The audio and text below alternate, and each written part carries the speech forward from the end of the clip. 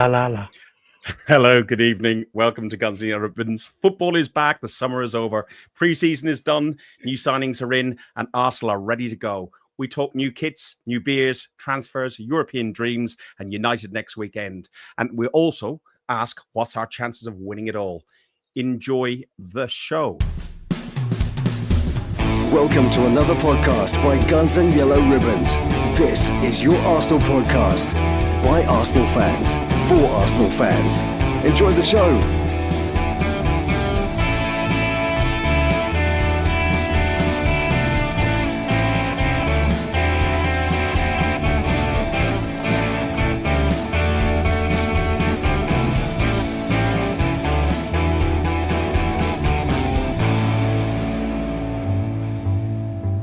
Hello, good evening, everybody. Welcome back to the show. Welcome back to the season. The season starts for us on Sunday, but it starts on Friday for everybody else.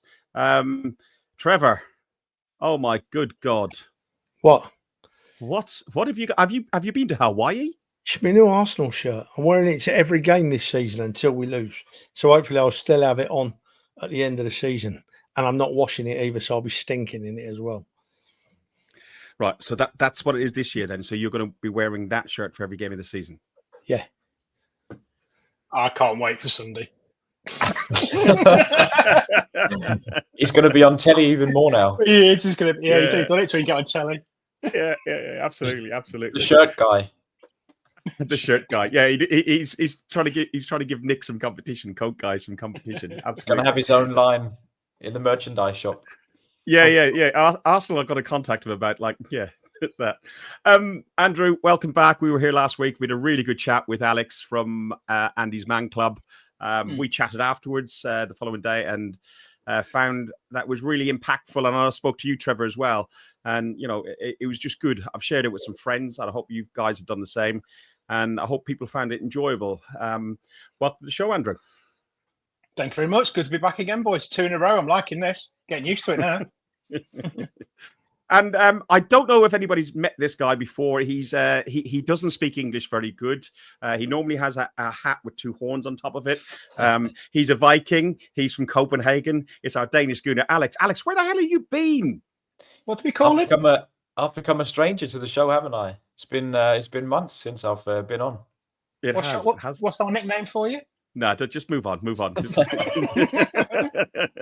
that stays private. That's for another one. Alex. That's what I'm referring to. Yeah. Trevor, it's been really, and to all of you guys, really, it's been really nice. I must admit, I've thoroughly enjoyed the summer away from football.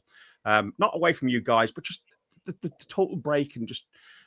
I spent time with the wife. We've done some DIY. My daughter got married this summer. It's just been wonderful. Trevor, what have you got up over the summer to keep yourself busy away from the Arsenal?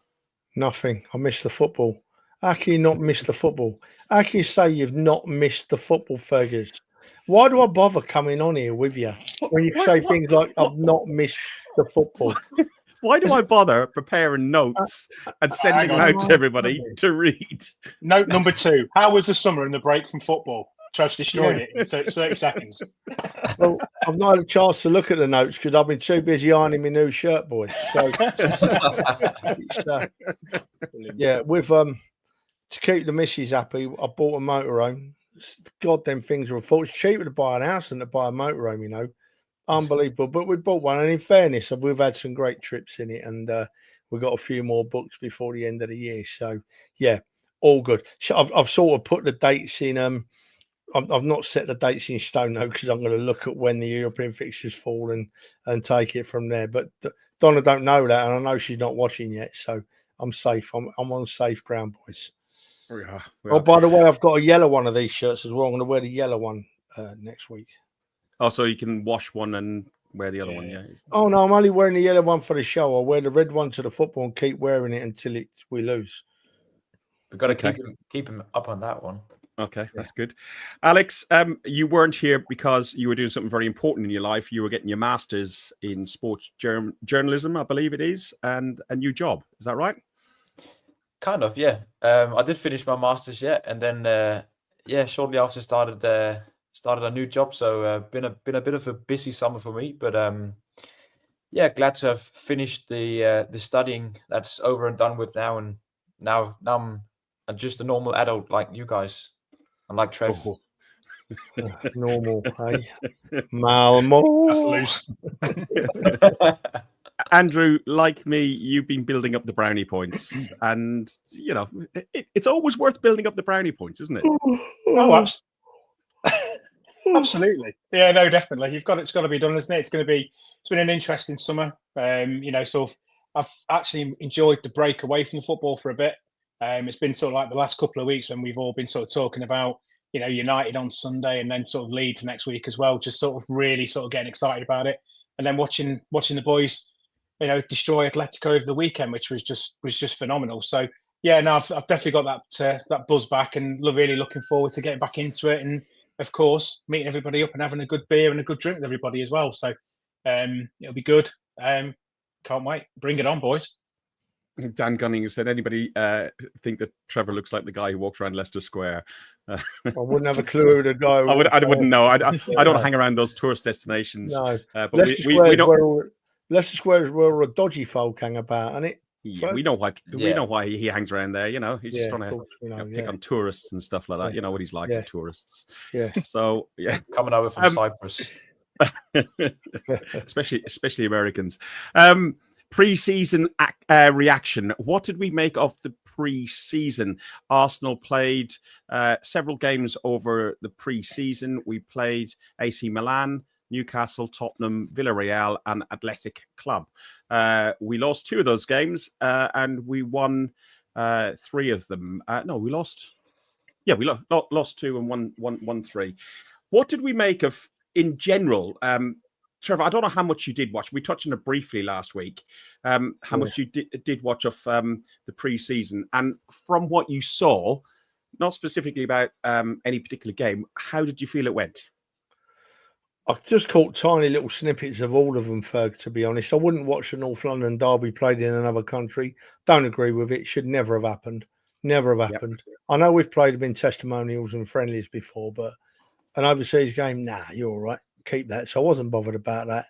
I thought I watched quite a bit of the last game, the one against Athletic Club, because a lot of people were saying that it seemed to be the same old problems, that we couldn't break the low block. We got to a certain part of the field, and then the last third or the middle third, we had trouble getting it through that, just like the old problems. So I watched the Athletic Club game, and of course I saw a completely different game, didn't I? So I don't know what the others are like. I thought we played really well against Athletic Club.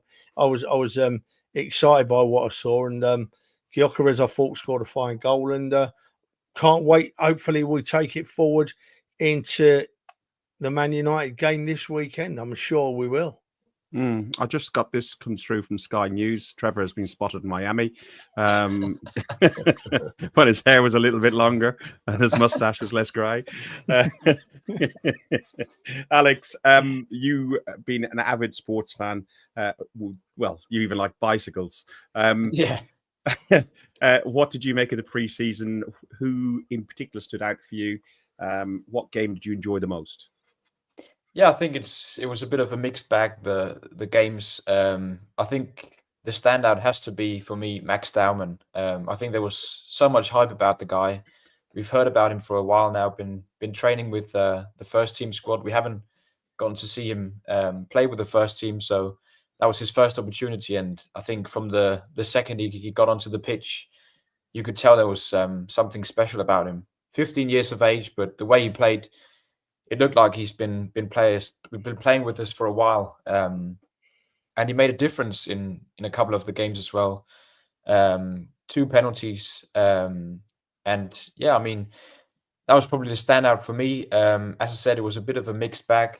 There were some strong reactions as well to some of the games, especially the Tottenham game and the Villarreal game, where we looked quite vulnerable. But then, yeah, as Trev said, it was a completely different picture against Athletic, where we looked more like ourselves and more direct and more attacking and fluid. So yeah, that was really positive to end on a high note before going into such an important game against Manchester United. So I think it was really important to finish off strong with the run of games we've got from the beginning in the season.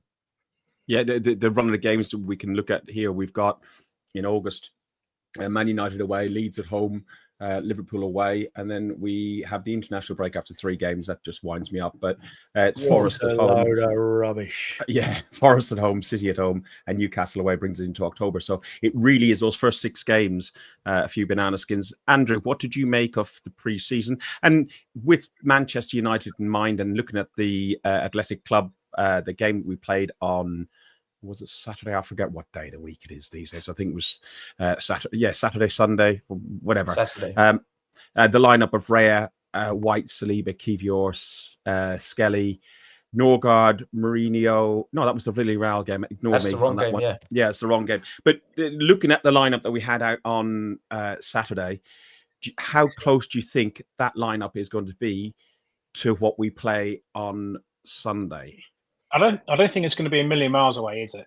Let's be honest, from where we were, I think we ticked really well. I mean, we're moving the ball around so well. And it was really good to see us actually going left to right and forward and backwards. Sort of really making some, and the movement off the ball by some of the players was absolutely phenomenal. And I think he's already my favourite player, and everyone's going to probably guess it because I keep singing lyricals about him. Is Mendy. What a player! I mean, he is unbelievable. He's going to be for us signing of the season for me already, because the way that he just controls the play, and he's just so calm on the ball, and he wants it all the time. No pressure on the bloke then. Hey, do you know what? I don't think there's any, the way he plays, Trev, God, I don't think there's any pressure on him at all. I don't think he knows the word pressure. He's so relaxed on the ball. He just wants it all the time. And, he's always looking for, that pass. And yeah, I mean, we just look really good. We look really strong. I mean, I do think one of the changes in that, I mean, was Gabriel playing? It's going to be Saliba and Gabriel, isn't it, at the back? Yeah, they started on the Saturday as well. I did try a bit of a wind up in the group chat, didn't I? But no, Sam sort of bit a little bit when I was saying I want Kivior and Saliba at the start, but you didn't really sort of go any further. But no, it's I'm really looking forward to. I think we're going to look really strong, and it's going to look it's going to be a really, really good game on Sunday. Alex, Mendy has been mentioned. I thought he was absolutely fantastic. I like the way he's always on the half turn, and he's ready to receive the ball, and he's already scanning the area around him before he's even received the ball. Big shoes to fill after Partey's last season, because Partey was one of the outstanding players of last season. He's gone, no longer an Arsenal player. How well do you think Mendy has looked to filling his boots? Is he an upgrade? I think he can be in the long run.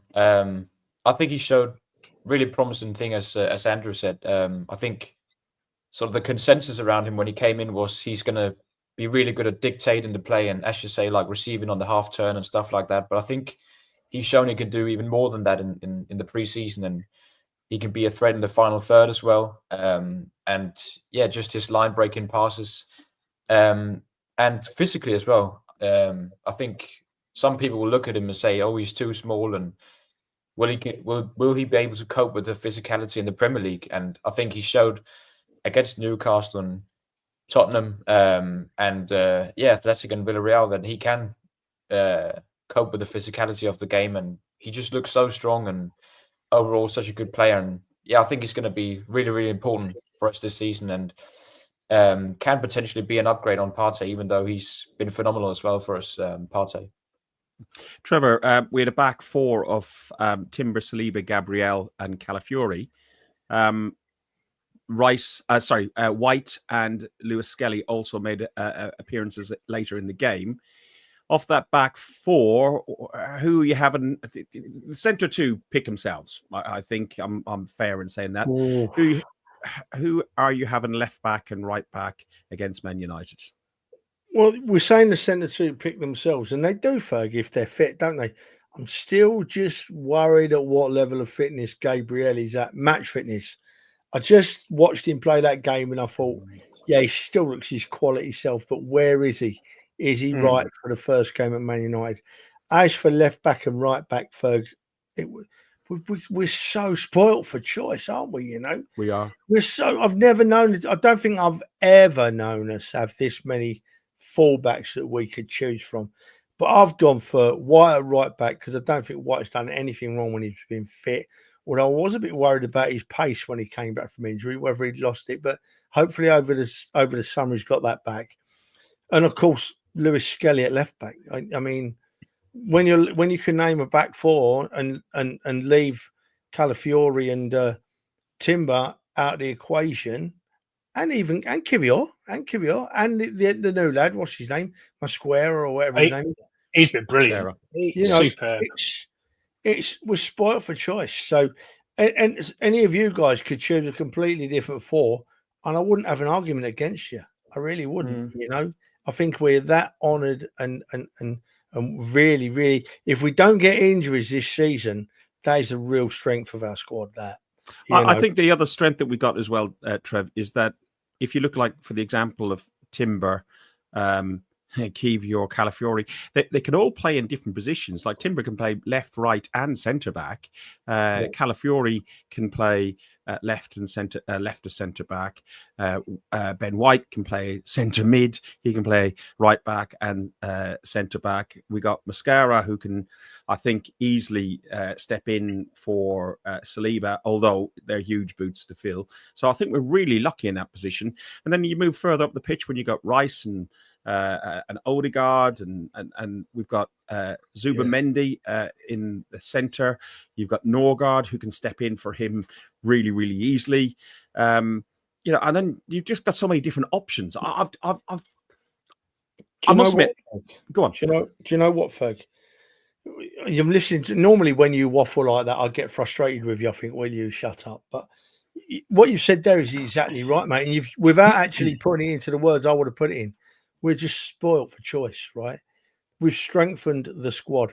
Just before we go on, Ferg, going straight offline for a minute, you mentioned it, and it's really naughty of me not to. Andy's Man Club, who we had on last week. If anybody out there needs someone to talk to, someone they don't know, someone that knows what they're talking about, look at Andy's Man Club. They will probably, they won't fix your problems, but they'll help you very much get along with them. Yeah, and his Man Club. If you can't get in contact with them or you can't find their contact details, message Ferg or me or Andrew or Alex, and we'll put you in touch with them. Important, I said that, Ferg, for my own 100%, feeling, right? Yeah, so you talked about moving up the field into midfield, right? And I've got Zubi Mendy and obviously Rice in our midfield, but I don't look this deeply at the tactics normally. But how does that work? Who plays where out of them two? I think Alex. I think it kind of depends on the game, and especially Rice's position. I think against Athletic, we saw them sort of closer to each other, sort of in a double pivot. But then I think in games where we're really coming up against a low block and we're trying to break teams down, I think Rice will play much more advanced, or even Kai Havertz or Marino can play in that position. Sort of kind of what we saw last season. So I think against Manchester United, I think they'll maybe be playing a double pivot, Subimendi and Rice, and then that allows Odegaard to roam and play a bit more freely advanced in midfield. Ferg, did you watch the game, boys, didn't you? When Rice took that short corner and he made a complete hash of it and passed it to one of the players, I never knew that Rice had pace like that on him. I knew he had a great engine, but with the way he ran back and tackled the player, I was gobsmacked, Ferg. Gobsmacked. I think he's quicker. He's quick because he did it last year, didn't he? He lost the ball on the edge of the 18-yard box, chased all the way back, didn't he? And then tackled in his own 18-yard box. But I think he's quicker than he was last year. And when you look at the likes of Kai as well, look how much Kai Havertz has bulked out. I mean, that third goal over the weekend, he's off balance when he gets out with his left foot. He's completely off balance. And to finish it like that and to have the strength is just unreal. I think we've done not only some amazing signings, but some real improvement on the physicality of the squad. Yeah, we will get into Havertz and we'll get into Miles Lewis-Skelly and Nwaneri and everything else in a minute. I probably before we move on to that, I suppose the other thing we need to look at is new signings. So the new signings, we type of touched on some of them. Mascara, who knew anything of this young lad? We signed him for I think what was it? around 13 million, 13 million pounds, 50 million euros from Valencia. I believe he had 2 seasons there and only missed 1 La Liga game. Alex, you're the stat man. What do we know about Mascara? I mean, I'm not going to sit here and pretend I knew everything about him. I've seen his name float around a couple of times last season because he did play every single game, as you said, nearly for Valencia, and he's obviously very young. And he's played. I saw him play a bit of the under-21s where he played against England. I mean, he looks very good, like a physical beast, a monster. Pace. From what I've seen, the sort of downside to his play is his heading. But I mean, playing out from the back, he just looks very good. And I mean, for the price we paid for him, just a very good market opportunity, which we took there because I think he had 1 year left on his contract. But yeah, I think he will be able to sort of ease in now. There's no pressure. It's going to be Gabriel and Saliba playing mostly, so we can play him in the cup games and he can sort of ease into the Premier League and the style of play and physicality. But I think it's going to be a very good signing in the long run. I agree. And I also, though, if we want to rest players, because we've said how many times over the year that Saka been overplayed and everything else, but Saliba, Gabriel, we can bring in somebody like that. Especially Andrew. Saliba. Yeah, absolutely. Andrew, talking about steals, Kepa, 5 million from Chelsea. And he can save penalties when he wears an Arsenal shirt. What do you make of this signing? I know everyone goes on moans about another signing from Chelsea reject. A £5 million signing for what was once the most expensive keeper in the world. I'll take that all day long as a backup. I mean, let's be honest. We don't, with the injuries that we had last year. God help us, we don't have them this year. But like last year, if we'd have lost Raya, I'd have been a bit nervous with Neto going in. If something happens this year with Kepa going in, it's not something that I'm going to be worried or concerned about. I think he's a phenomenal keeper, and he wants to play the game. We saw that when he didn't want to come off in the cup final. But he's great, absolutely great backup for Raya, and people are going to learn from him, and he's going to bring another dimension if we do need to change it for whatever reason.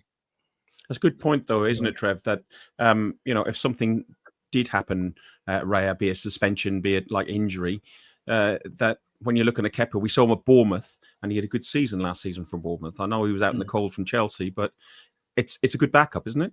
I think just like you guys have said, I think we've stolen him. I honestly do. I mean, yeah, when he went to Chelsea as the most expensive goalkeeper, I watched him a bit and I didn't rate him at all. But Chelsea seem to have this habit of ruining players recently, don't they? Yeah. And he went to Bournemouth last season, and there's no denying the fact that Kepa had a wonderful season at Bournemouth. He was top quality. And when I heard that we were going to get him for 5 million, I thought someone was on a wind-up. I honestly did, right? Honestly thought someone was on a wind-up. 5 million, we've absolutely stolen him.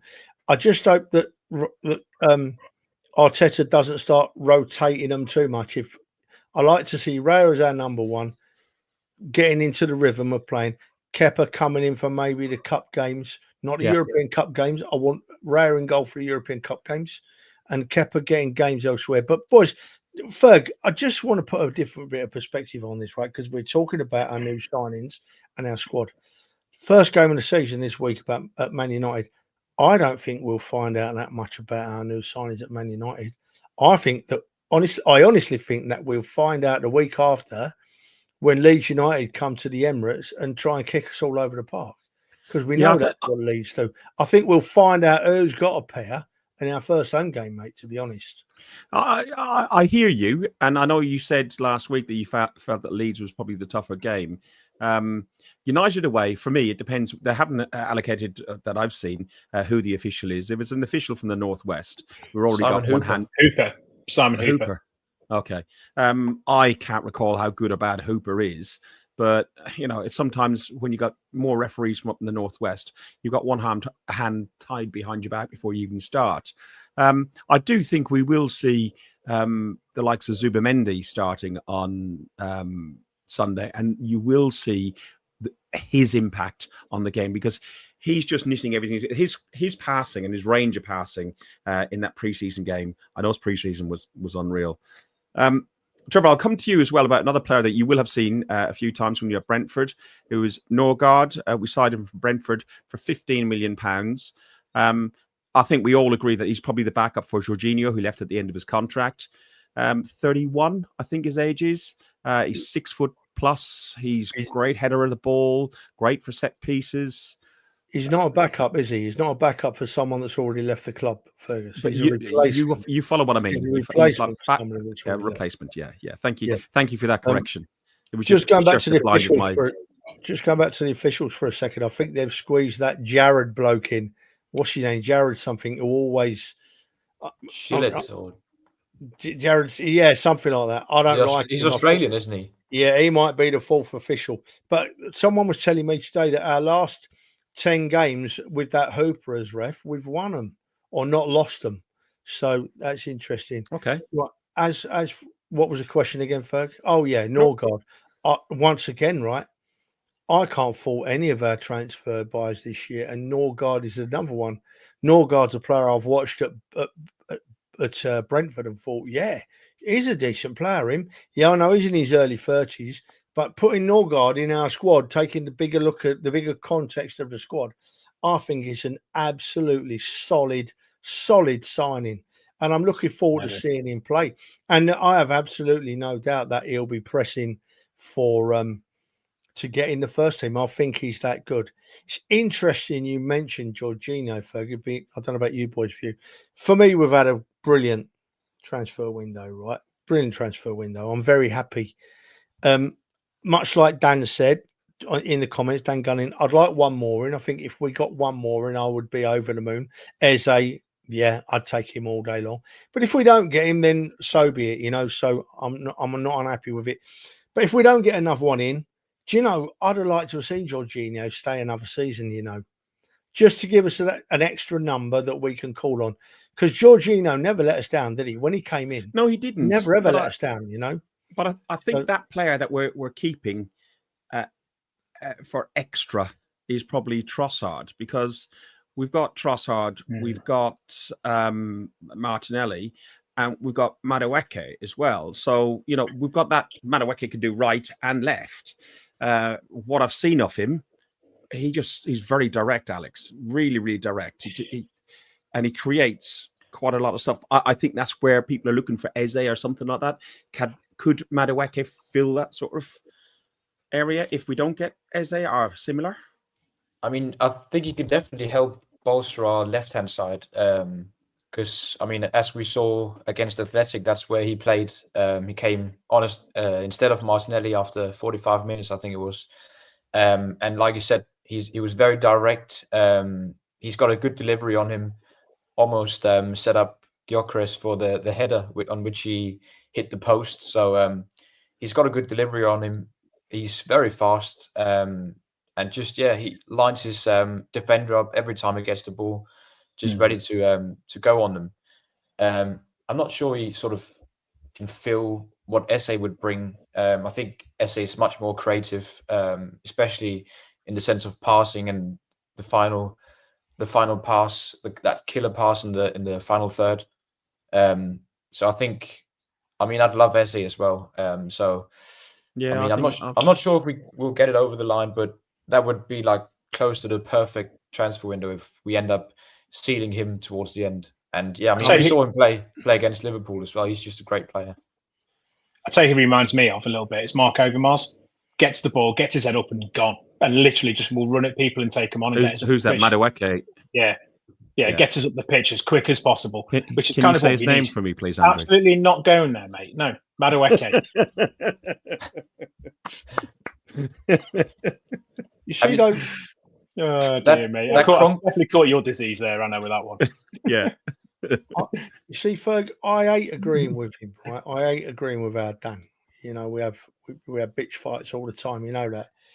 But he has got a point, and he keeps reasserting it, and rightfully so, in that we at times last season, too often actually, we didn't seem to have that bit of, what's the word I'm looking for, dynamism in the midfield or in the forward of in the middle in the front of the midfield that's going to put a defense splitting pass through, or that's going to change how we're playing. That way's not working. Let's look at plan B. I think we do need a player with those dynamics, and I think that Eze has definitely got that. But as I said, if we don't get Eze, I wish we would, but I still think we've done really good, really good. And I'll tell you who's going to look a different player for me. And you boys are going to shout at me here, I know, but Havertz for me. The speed he showed to score that goal, right? That the goal was control unreal. under pressure, right? I'd like to somehow, at the moment, from what I've seen in just a few hours of football I've watched, I'd somehow like to see him get Havertz and Yarez in the same side. I would. I've never heard that one before, Trev. Just stick to Victor. It's easier. Yarez. Stick to Victor. I had Dan texting me last week that we crucified so many names. He'll probably be texting me now again. That's unreal. But I do think Yarez and Havertz is definitely going to be an option to play them at different times. But the one thing, if we flick back to the pre-season, when Havertz, you can see how much broader and bulkier he is, and fitter and stronger. When he got that ball and he broke through, I thought, right, and he got into the box, and as soon as the defender went to tackle him, I thought, he's lost it. He's going to do what we type of expect, that he's just not quite got that number 9 killer instinct, and he it looked from my point of view, it looked like something clicked in his brain. He went, no, I'm not having this. And then he scored that goal and he looked to the crowd and he smiled. You could see that smile. He was well chuffed with himself. And go on. Knowing our luck, he'll get drug tested second game of the season and get pulled. Do you know what? I'm back now. I disagree with Dan again. I disagree with Dan because even if we don't get Eze, there's no way this is a 6 out of 10 window. Not a chance. Not a chance in hell. We've got the best striker in Europe. Not only that, a striker that wanted to come and play for our club. We've got the best midfield, one of the greatest midfielders in Europe at the moment. We've got a great backup in midfield. We've stolen a goalkeeper, and we've got a left winger who's young enough to learn the game again and move on. 6 out of 10, Dan. Get back on that plane and go back to Cyprus. I don't want to talk to you. But Trev, you look at like what you just said there as well. You look how many times last year that we looked at the bench and we were like, if we're usually in the pub looking at the lineup, going, God, look at the bench. We haven't got any options. Arteta now, you turn around and look at that bench and you look who you've got to potentially come on and change your game. That's a different world. And Andrew, that was when early in the season, and when you look like in the Champions League when we're playing PSG and Real Madrid. And you're looking at academy players being on the bench. Yeah, Jimmy Gowder and plays like that. Absolutely. You're not going to bring them on against PSG, are you? I mean, let's be honest, they're on the bench for experience. But when you can turn on and turn around, you've got Mowek, you've got everybody that we've signed on. Even I was going to say Zuba Mendy, but he's going to start. Odegaard's going to start, Trev. Don't even start going down that one again. You're not winding me up again. We'll get into Odegaard and that area shortly. The one that I want to talk about next is this guy, Victor Yarez. He signed from Sporting Lisbon for, I think it was £63.5 million plus the add-ons and everything else. There was talk of Sesko from Leipzig, who's now signed for his boyhood club. Or something like that. I'm sure there's some statement or some video out how much he's always loved Man United. Guys, I'll be honest, I haven't got a clue who's the better player. I understand that Sesko is probably technically and potentially over time could be a better player, but Yarez is an out-and-out number 9 and a striker. On what grounds do you form that opinion? I don't think it matters. Other people, sorry, Andrew, other people's opinions of what people have said to me and I've listened and deduced. That's all. As I said, I don't have a clue, Trev. I'm not professing to know how good or bad he is. And that's why I was going to ask you guys. You see, I don't hear their opinions from other people because if they start talking that crap to me, I'll tell them to F off. You know what I mean? You tell everybody to F off all the time. Listen, sorry, Andrew, I've cut you off here. The one you're thing going to say what I'm going to say. Go on. We've got the striker I wanted out of the two Victor, right? I'll stick with Victor. We've got him because we got him easy. He wanted to come to us. Sesko would have gone to Accrington Stanley if they'd have offered him 200 grand a week. He didn't give a damn. He didn't care who he played for. He didn't give a damn. I saw a bit from Sesko on in the sports pages today saying that he's glad he's joined the Man United family. What? Get out of it. Go a pair of balls and say what you've really done. You've chased the money. You know, embarrassing. We've got who we need.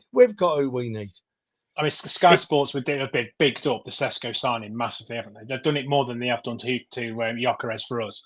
They've gone on about it and waxed lyrical about it. But yeah, I completely agree with Trev. I think, we've got a player that wants to come and play for Arsenal. And, I think when he walks out of the Emirates, when it's absolutely bouncing like it will be next week, that first home game, he'll know that he's made the right choice. Alex, you'll be there and probably be drunk by that stage for sure, because you're arriving at my house on Friday night. So you'll be drunk from about Friday night, won't you? I will. Yeah, from when you pick me up in the airport. Yeah, chauffeur. You booked the chauffeur package, didn't you? I did. But Yarez wanted to come to the Arsenal. He made that very clear. His agent made it clear. His agent waved some money away. Mendy made it clear he didn't want to go to Liverpool last season. He dumped them at the altar to wait for Arteta and Arsenal. The other signings all seem to want to play for the Arsenal. And isn't that just... That's what we want. We want players who want to play for the club. Not there's a famous phrase: "Play for the badge on the front of your shirt, and people remember the name on the back of your shirt." And Tony Adams, exactly. I just think it's just really refreshing to look at these people who want to come to our club. Why is that? Who is that? Because we're good. Yeah. I mean, I think. From what I saw from, he did like a big interview, him and his agent, after he signed Gyökeres. And I think the main thing they were saying is he wants to come in and be that guy to, take us to the next level and help us win those big trophies. He can see from the outside how hungry the team and the fans are for those big trophies. And he wants that. He wants to come in and be that guy and help us do that. And I think that's the kind of mentality of players you want to sign. I can imagine it's going to be the same with Mendy. They've seen how we played against Real Madrid last season, how good we can be, and they want to come in and help us get it over the line and reach those big goals and the Champions League and the Premier Leagues we're all dreaming of and been dreaming of for a while now. So I think that's what's very appealing. And then, I mean, just the club itself, it's prestigious club to come into. The history speaks for itself.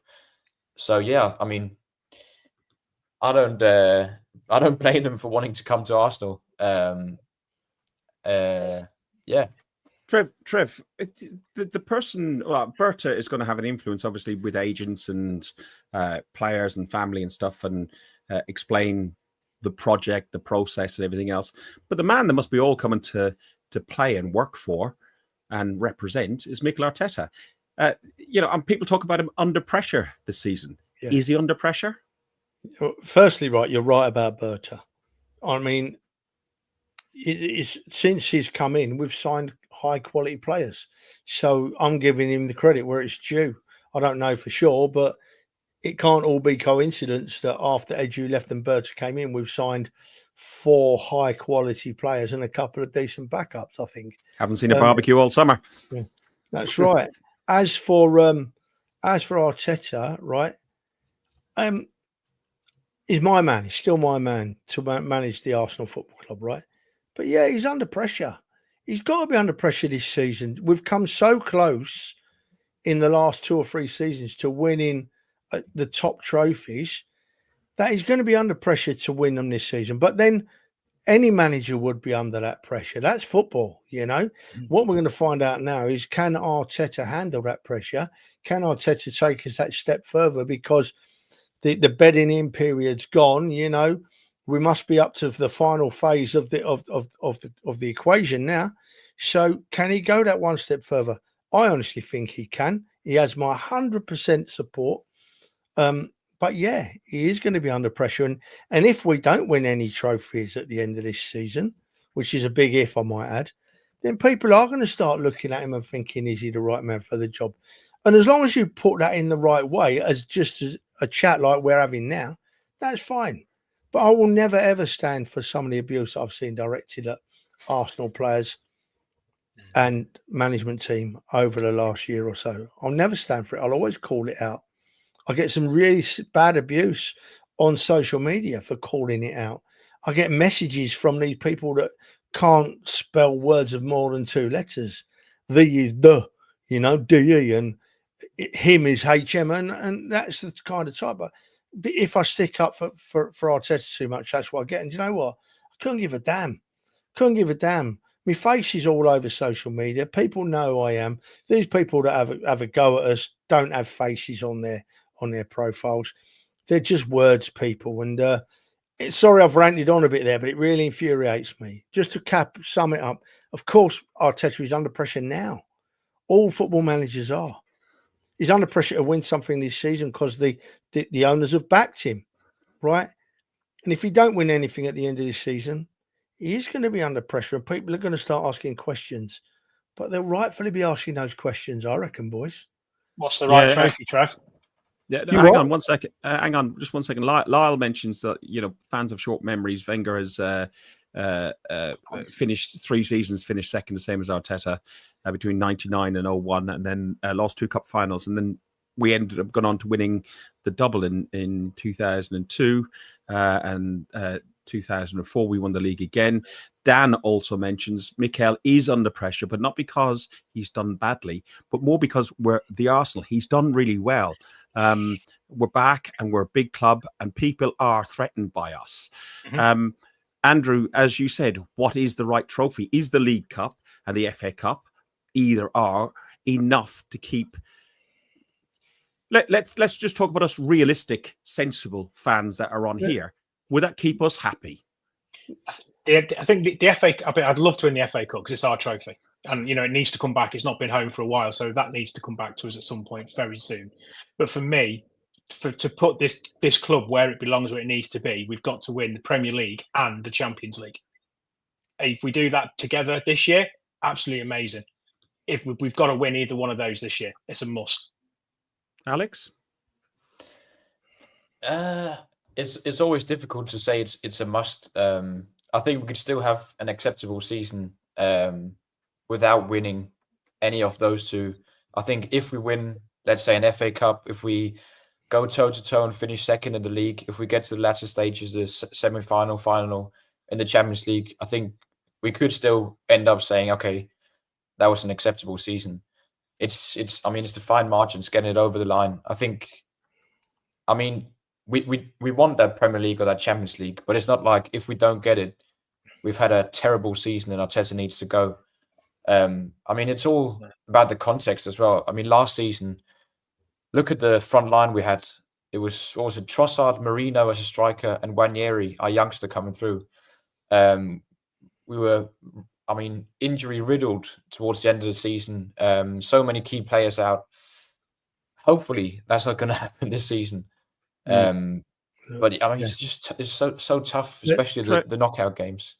Let's get something straight, though. Yeah. Let's straighten something up, right? For me, after all I've just said, we could not win anything and still have an acceptable season in terms of what we do on the field. Not acceptable in trophies. It's a fine line. And we can see that fine line. Champions League semi-final last season, right? Call me out if you want. Call me what you want. You can't coach for a goalkeeper having 2 games of the highest quality. You can't coach for that. You take Donnarumma out of that side, right, and put a different goalkeeper in. We win that tie over 2 legs by 2 clear goals, right? Donnarumma was exceptional. And that made it easier for me to take losing the semi-final last year, to be honest, because I was absolutely gutted. I shed a tear, if I'm honest. You guys don't know what Arsenal means to me. But I actually thought to myself, well, what could they do against such an inspired goalkeeper? What could they do? They even over in Paris in the first 15 minutes, I think he made 3 exceptional saves. He did. We can't help it. There's them situations where you have to take Arteta out of the equation because there's absolutely nothing he can do about that. I'm with Sam. We're winning it all. We're winning it all, lads. We're winning it all. But the expectations are sky high. But you can look at Liverpool as well. Let's say they get in Alexander Isak, or even without Alexander Isak, all their fans and everybody neutral will say, "Oh, it's Liverpool's to win. They've got to win the league." But did you watch the game yesterday? Van It was Dijk, shocking. Yeah, of course. Van Dijk is looking his age. He's still great, and he still have great games. But defensively, they looked not great. As soon as they took off their what's his name, I've been waiting for you to say this one. No. I to be honest, people over in the pub said, "What's his name?" I can't remember. I need to see it written down. I can say it, but it is a tricky one. Kitty. You titty. but once the new signings came off and they made substitutions in the second half, they were quite blunt. I know they lost Jota for really sad reasons. They lost them, and I don't think Salah will have 2 back-to-back seasons like he did last season. So I do, Heinz something. I love that. Sorry, that's somebody who's been watching. He's been watching for a while because he knows Heinz. There we go. There's the pronunciation, isn't it? Ekitike. Ekitike. Thank you, Krosh. I don't know. Myself, I think if he doesn't win one of the big 2, I think he's probably under pressure, as you said, Trevor. Like you said, Alex, I've added the caveat that if we end up getting to the final and get knocked out on penalties or a dodgy VAR decision, or it's down to goal difference or something in the Premier League, if it's that tight and we've actually stood up and performed, I don't think he's still come under pressure. There's the narrative. It's anti-Arsenal, only because we've got such a fan base. They're very active on social media and it gives clicks for all these channels. So they love us to fail. But I really have a good feeling about this season. I think we do well. Some positives that we had again in this transfer window was new contracts. We had new contracts for Miles Lewis-Skelly and Ethan Nwaneri, both signed 2 long-term, I think, the 5-year contracts, tying the guys into the club till their mid-20s. Great news. If you add these 2 guys in, Trev, with Kepa, with Mosquera, with Zubamendi, Norward, Mowek, and Yarez, it's outstanding, isn't it? And we've got to mention him, Dman. Max Dman, yeah. If you're good enough to play, you're old enough to play, right? And I put some weight behind that by saying, who's this 16-year-old Wayne Rooney scored his first wonder goal against? Yeah, us. So if you're good enough to play, and from what I've seen of him, he is good enough to play. You manage him gently, you manage him correctly, but if he's good enough, he should play, undoubtedly. And I think Gabriel sign a contract? 4-year contract, isn't it? Yeah. He signed early in June. So it's just really good to have these new signings.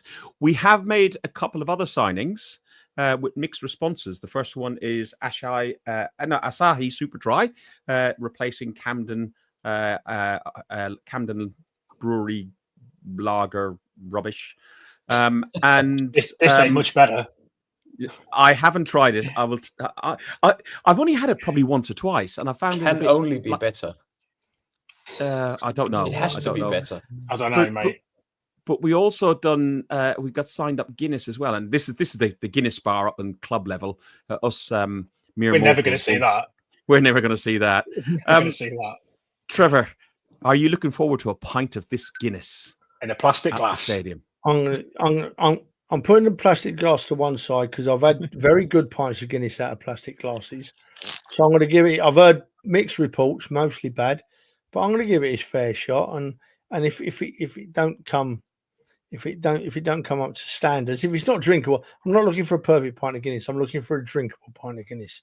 Then we'll make some noise about it and we'll keep tagging the Arsenal into it. That looks very acceptable, doesn't it? That Guinness there. That does. That looks really acceptable. That does at club level. It's not going to look like that where we are. Down where we are, it's slightly different. It looks like this. And can I add? This hasn't passed through a human yet. This is like prior to passing through a human. There's no way in the world they're going to let them settle properly to be able to get them out quick enough for everybody. It's just going to be. It's not a chance. You would like to think that Guinness have seen some of these pictures, and Guinness have been on to. I have tagged them on Twitter. Boy, sort your lives out. This is our best beer in the world. Our Guinness that you're making look undrinkable. Sort it out. And if you want help, go in and help. Well, I'll go in and help. I can pour a pint of Guinness. Trevor, drink it better, but I can pour one. I poured my first pint of Guinness at 7 years of age. My parents, I grew up in the pub trade. I know how Guinness should be treated and poured. I know Guinness in Ireland. I know Guinness in the UK. I know it's now the same Guinness. It wasn't when I first came over to London, but I know how Guinness should be. And in a plastic glass, that's the minimum standard you would expect for Guinness. If it's rubbish, all we're going to say the Woodbine's going to make an absolute killing because we're going to drink even more before we leave. So. Yeah, there'll be no worrying about getting it an hour beforehand for the bog off, will there? There'll be no atmosphere in the stadium either. It will kill the atmosphere as well, won't it? Because we got in there before, had the cheap beers, and built the atmosphere. Trev, have you tried this stuff though? The Asahi? Don't know. I think I've drunk most beers on the planet at one time or another, but it looks like it. It doesn't. Really? Oh, here we go. They're off. It's only taken one back in the new season. I'm just gonna bookmark. Just everyone listening, bookmark that. Fergus was insinuating that I look like I've got a pregnant person's belly.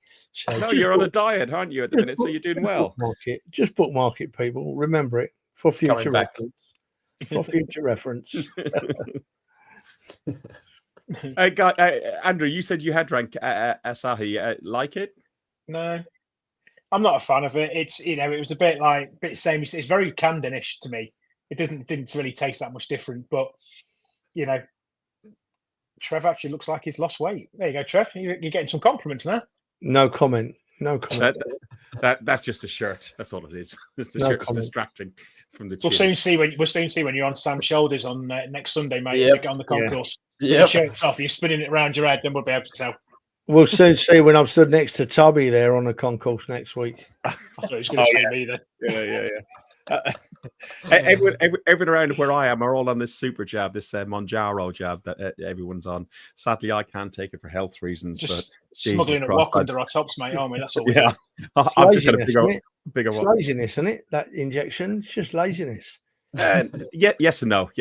I'm not going to get into that debate. If you want to lose weight, just eat and drink less, and exercise a bit. Why not just take the jab and eat and drink more?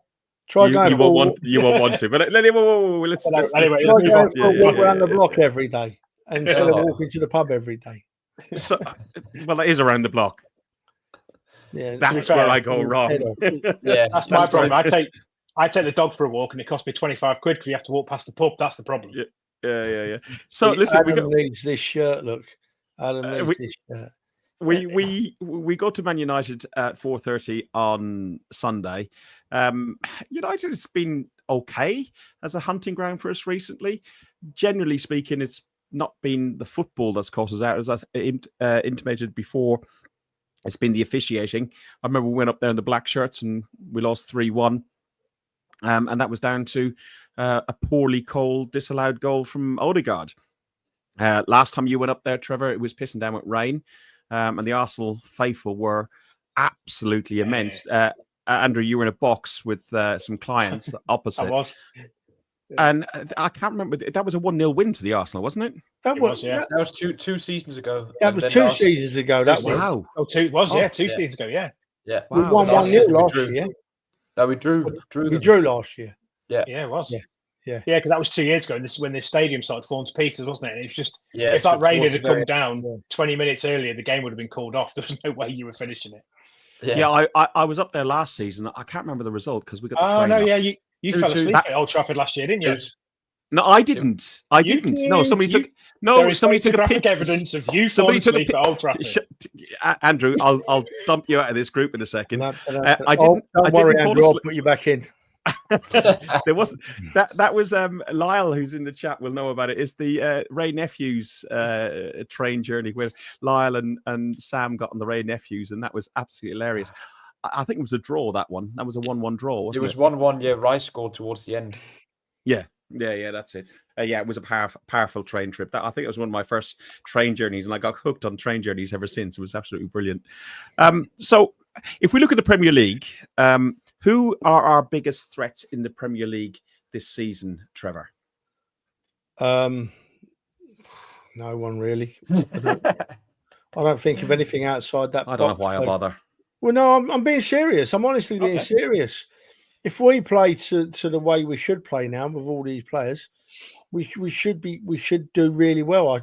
There's not. Let me put it this way: there's no team in the Premier League, including Liverpool, including Man City, that makes me worry like I used to worry a few years ago. I'm not worried about going anywhere to play a game of football with the squad we've got. I honestly think I worry more because every season we tend to have these 2 or 3 bad games against your Fulhams and your West Hams and your Brentfords. That's what worries me more, because in the last 2 seasons, if we don't have that bad patch, the season before last, we win the league, and last year we possibly win the league, So I'm not worried about the big clubs. We've been doing all right against the big clubs for the last 2 or 3 seasons. It's this little drop off we have. It was around Christmas time the season before last, wasn't it? When we seem to lose 2 or 3 games in a row that we should win. That's what we've got to stop. That's where we need to pull our socks up and play like we know we can. Just looking at that now, so the 13th of December we've got Wolves at home, and then we've got Everton away, and then just after Christmas Brighton at home as well. So that's 3 games really you'd expect us to take all the points with. So hopefully we can just keep the momentum going and keep it consistent, because that's what's done us the last couple of years. Do you know what, Andrew? You're exactly right. You've just banged the final nail in there for me. In that over Christmas period, last couple of seasons, I've looked at the fixtures and thought, yeah, now we're going to take a lot of points over Christmas and the New Year. We're all right here, and we haven't. We've been worse than terrible. Ferg, do you remember that game at Fulham where we took the lead and then we didn't get out of our half for the rest of the game? Oh yeah, Yep. last season. Oh yeah. It's horrendous. But you look at our fixtures just after the New Year as well. We kick off the New Year away at Bournemouth, home to Liverpool, away at Forest, at home to United, then away at Leeds. That's not an easy January, and throw into there we're going to have Champions League games in that as well. Yeah, it's the extra Champions League game as well, isn't it? Because there's it's 8 games rather than 6, isn't there? So yeah. But that's where Lyle's comment really comes into play with me. And you go back to what we were saying about the signings now. We've got a squad that's big enough and deep enough to be able for us to cover those fixtures comfortably, rather than having to worry about what's going to happen if we get an injury, or we need to change it up quickly in the game. I just think it's been such a good window. I'd give this window an easy 8 or 9 out of 10. Yeah. Where's he gone? He's gone. Where do you think? He's gone to empty his bag, hasn't he? He can't hold it. It was about time. He must be up every hour in the night, because he can't hold it for an hour, can he? I don't know why he does this, because he moans at us for talking about it and then does this. Yeah. So But going back to the football, boys, one game at a time, as we always say. Man United first up. I'm really happy we've got Man United away first. Oh up. yeah. I'm really happy about it. The fans will be up for it. The players will be up for it. It's a big game. And then, of course, we've got Leeds at home. Leeds at home worries me a little bit, because they'll come and try and kick us up in the air. And then we go to Liverpool. We go to the Northwest for our first 2 away games. And as everyone knows, apart from when you lose 3 games over Christmas that you shouldn't lose, if you win games in the Northwest, you're always going to be up there or thereabouts at the top of the league, Yeah, no, definitely. Yeah, I think it's a really big start. I think to get a good nice win on Sunday to get us started is brilliant. I think it'd be the kickstart we need to really push on into the season. Exactly. Failing me bringing a bottle or a bucket underneath here, what else do you expect me to do? If nature calls, nature's calls. Look, I can remember I have got these in. I can hear you talking. You could just carry on talking and ignore people on audio. We know I've gone for a wee. You say that every week. I've got these. No I fun. can hear you. We know you can hear us. What Where's I'm the more fun? worried about is the fact that you can't go 1 hour week after week without having a wee. You need to be calling the doctor. I'm going to call a specialist for you tomorrow. I'm just going to say this specialist. I've got to make this full of piss. It's full of piss. Is there any way you can empty him of a bit of piss? Here we go. We got a good idea. A hose pipe. At the same time. A hose pipe. Oh dear, guys. So biggest threat you don't see. I mean, you know what? It has to be Liverpool. They won the league last season, and they've had a brilliant transfer window as well. So, I mean, they have to be our main threat this season to winning the league.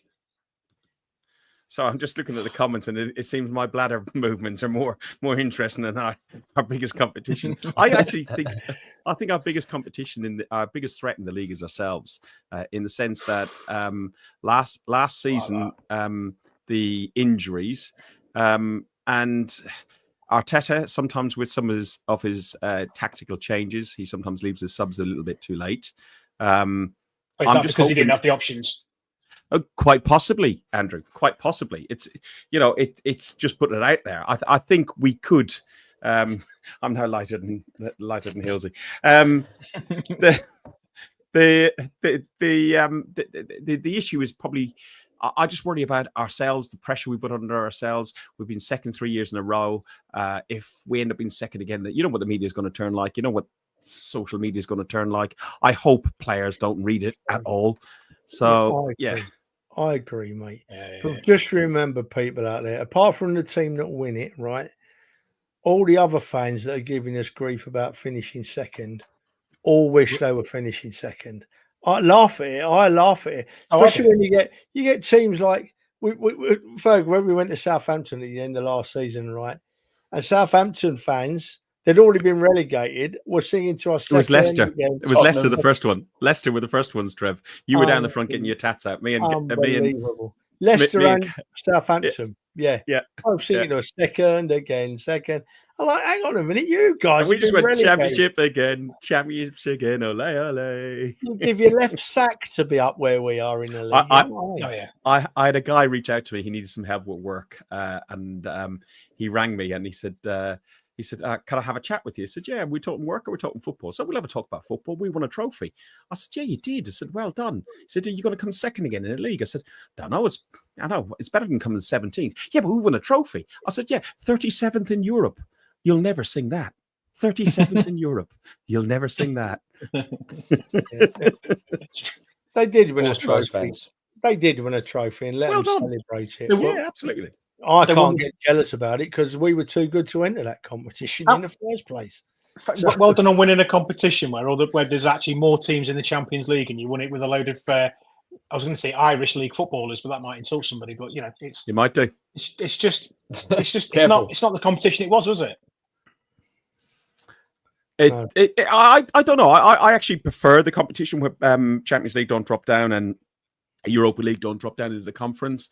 I'm actually, whilst people will be disappointed, maybe Palace fans will be disappointed they've dropped into the conference, I'm actually pleased for them because I think they can actually probably win the competition or at least push on for it. I think it's wrong, personally, but the rules are the rules. Trevor, anything else to cover? Yeah. Listen, all I want to talk about is, and we're going to laugh about it, but I'm just going to take 10 seconds, is that I'm not going to moan about referees this year, right? Because we've moaned about them for years now and nothing's changed. As we saw in the game yesterday, right? The Liverpool game v Crystal Palace. We saw yesterday that it's the same old. So the only way you change things that are consistently wrong is changes are made from the top, right? And if the changes ain't coming, then you go right to the top. So for me this season, right, all I'm going to say is Howard Webb out. He's had his go. Get him out. Someone remove Howard Webb from the whole chain. Put someone else in at the top, and let's see if someone else can change things. Right. So I've got a T-shirt for next week under this. Howard Webb out. Your time is up. And under that, you got your tats. Yeah. So you got to rip the t-shirt open like one of those strippers or something like that. You know when Howard Webb goes on the telly and he stands there with his collar right open, doesn't he? Like, and he sits there. I can't get Harry Hill out of my head. I can't, when I see him. I can't get Harry Hill out of my head. Let's have a look at his logic. Let's have a look at his logic. Yeah. Well, the point of VAR is to stop those situations that I used to face when I made a decision on here, got into the dressing room, looked at my phone and thought, oh my goodness, how have I missed that? That shouldn't happen now. The VAR's there as that safety net. But what I don't want is... Do you know what a load of trot. Do you know we need in as head of our refs? What's the bald-headed Italian bloke, the great referee, the best referee we've ever seen? What's his name? Culaccini or something like that? No. What's his name? Oh no, what's his name? You know, with the eyes. Yeah. Colina. That's who we need in. Pierluigi Colina, yeah, that's it. Colina. That's who we need in, because I'm telling you for nothing, he'd only have to look at me once and I would do everything he told me to do. Everything he told me to do. He'd only have to give me that look once and I'll be like, yeah, okay, I'm off. Yep. It's a bit like that look. No more brown envelopes. No more phone calls from betting syndicates. It's all. I'll whistle for everything. It'll be all changed. A bit like that look I give you when you need to buy a pint in the Woodbine, isn't it? Yeah, of course it is, Ferg. The look you've never had to give me. Yeah. Unbelievable. Listen. Before we go and press the button, there's one last thing to talk about. I've got the. And Trevor knows the story about me buying this one, a genuine one, not a knockoff snide. The new kits are out. What are people's thoughts on the kits? The red one I like. The blue one I dislike. The white one I shouldn't like. What's your thoughts, Trevor? Look at what mate's just put on here. Hey. He's not wrong either. Fair play, Dino. Dino, I love you, mate. But so Dino says, same as Donna. That one looked. Well, yeah, that one. I don't know, Trev. There's a certain video going around where you're in a lot of trouble with your missus. Yeah, true. Listen, Chelsea last year. Dino's a lovely man. He's one of my very, very good friends, but he's a Man United fan. So, Dino, I'll be texting you Sunday night, mate. Do not turn your phone off, son. Do not turn your phone off. Ferg, the shirts, mate, out of all three of them, I love that white shirt, right? I like that white shirt, but I really don't care. I don't care if we're playing string vests and fucking Y-fronts if we win something. I don't care. But yeah, if we're going to make me choose one, that white shirt is something special. Yeah. Andrew? Well, I love the home kit. I think is great because I love the detailing on it. The minute I saw it, I love it. I really liked the blue kit until earlier on today, and you told me it reminded you of the Chelsea kit. So I've kind of gone off that a little bit now until you said that. And the white one is, I'm 50-50 with it because I really like the logos in it. They're actually in the shirt. Could I wear? But I don't know if I can wear the white shirt. That's my only thing with it. But it's a nice shirt, but I'm just going to stick with the red one, I think. We had white away shirts for years, Andrew. It's just a colour. Before the yellow.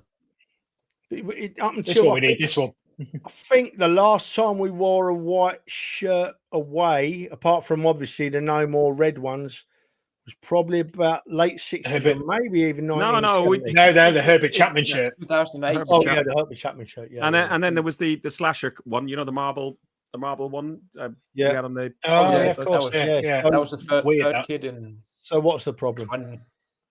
I'll buy that as well then. It's fine. Adam sent a message on. Will you stop that a second? Adam sent a message on Facebook when I put up the that the show was going to be on, and he said, "I guess what? Trevor will hate the white kit." And he goes, "Wow, I'm wrong, Ferg." And Alex, what's your thoughts on the kits? Love the home shirt. I think it's really good. The away shirt, I'm a bit 50-50 on. Don't really like it, don't really dislike it. And then I love the third shirt. But I mean, like it always is, your opinions are going to change when you look back at it at the end of the season. For instance, I didn't like this black shirt when it came out. And then today I rewatched some of our Champions League games of us smashing PSV 7-1, winning away against Real Madrid. And then I thought to myself, I actually love this kid. So it's probably going to be the same after this season. It's all going to depend on how we do playing in these kits. If we're going to have any famous victories in the third shirt, it's going to be iconic. Same for the away shirt and the home shirt. So yeah, just look forward to getting on with the season and seeing us all in the new kits. I tell you what will change our opinion of the kits is next Sunday when we've all had a skinful in the Woodbine and we've all had a skinful at the stadium. We're stood there looking at the shop and go, yeah, I quite like that. Cha-ching, cha-ching, cha-ching. Yep. When you get home, you're like, oops. Yeah, that's what happened to me last home game in the season when I wore this. Yeah. I said, can I try them on? They went, no. And Trevor goes, Ferg, just buy it. If it doesn't fit, hand it back to her and then get the other size. And I had to go down 3 sizes I had to, Trev, didn't I? Yeah. No. You didn't. The XXL fitted you straight away. I'll tell you what, old Cross Junkie's got a point there, only 360 quid for 3 shirts, you know. And that's without having names or numbers printed on them, which would take that well over 400 quid, which I ain't got a problem with, right? But it shouldn't be all 3 shirts every season, right? Do you not remember when Shepherd got done? Do you remember it did for a little while? Do you remember years ago Shepherd got done? He got done by I think it was the Sheikh with the News of the World. Trevor, you'll probably remember the story. And they were claiming that when getting Newcastle shirts with Shearer on the back, and they made out in Taiwan or wherever for a £5. And there was a big kickoff with the Premier League at that point and talking about families.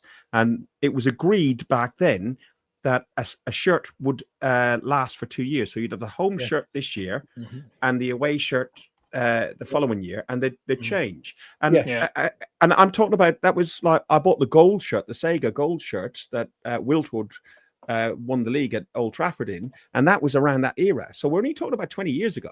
Brighton had it recently. Dan's got a great point there, boys. Look at that. But remember, football is for the fans. I'm agreeing with Dan again. But I thought that was a rule, like a law within the game, that you could only change your one shirt per season. It used to be like that. Yeah, and they somehow got rid of it, but they got rid of it very quietly, didn't they? Very quietly indeed. But as I said earlier today, I don't know if it was to one of you boys, the only thing that drives football nowadays, the only single thing that drives football nowadays is money. Nothing else, right? Nothing else. Don't let the clubs tell you they care about the fans and they care about this and they care about that. They may well care about their things, but they don't care about us as much as they care about money. We'll soon find out. The Premier League follow what the league have just announced, won't they? So we'll see. No, that won't happen. I'll never watch a game of football again. I'll never go and watch a game of football again. That'll kill it for them. There'll be a kick up if that happens. Sorry, you've now opened a complete can of worms, but sorry. Probably one sentence, and you should have. I'm going to pull you up afterwards. One sentence. The only game that I can see that happening for would be the Community Shield. They could move that overseas. I still disagree with it, but that's the only game they could probably do. So, guys, listen, we've done an hour and 13 minutes. As usual, we try to stick to an hour. 439 people watching. We cover the summer break. We cover pre-season, new signings, new kits, new beers, the season build-up, Man United away, and much, much more. Thank you, everybody, for joining in on the show. Trevor's going to have a final word, and then I'm going to press the button. I've got a special announcement, right? Very special announcement that everyone will be pleased to know that in the hour and 13 minutes that we've been on the show live, the Arsenal haven't released another merchandise line. So, things might be getting better. Yeah, the season hasn't started properly yet, Trevor. It's on the hour every hour going forward. I'm gonna press that button.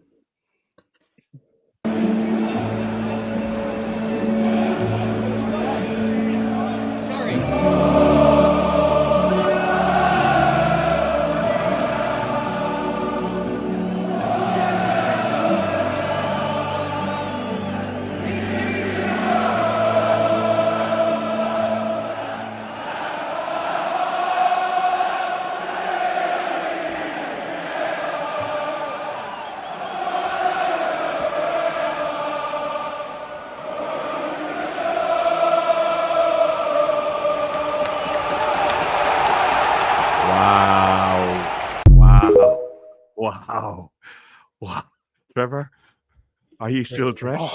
Goosebumps. Bring it on. Oh, that is. Bring Anybody it in on. the mood for a game of football? Anybody in the mood for a game of football? Let's go for it. I'm going out the street now to kick the ball about. I'm going to. The two young kids next door will probably be out their back garden kicking the ball. I'm going to jump over the fence now and nick it off them. And Jump not let over the them- fence. Listen, Trev, before we go, we got 160 on my Twitter feed, 260 on your Twitter feed. Please, can I ask you to go over to our YouTube channel, Guns and Yellow Ribbons, click like and subscribe. It does help us out just to be able to put other content out. Listen, we're not going to be a channel like all those other channels out there. We're always going to be this. This is what we are. We're just Arsenal fans chatting Arsenal, having a beer and a chat among our mates. But we'd really appreciate if you could go over there and like and subscribe. It just helps us out. Thanks very much, everybody. I've really enjoyed this. I've really enjoyed the summer off. But I tell you what, it's great to be back. Up the Arsenal. Fox Spurs. Thanks for listening to Guns and Yellow Ribbons, an Arsenal podcast by Arsenal fans for Arsenal fans. Follow us on Facebook at Guns and Yellow Ribbons or Twitter at Guns and Ribbons. And remember to rate and review us too. Up the Arsenal.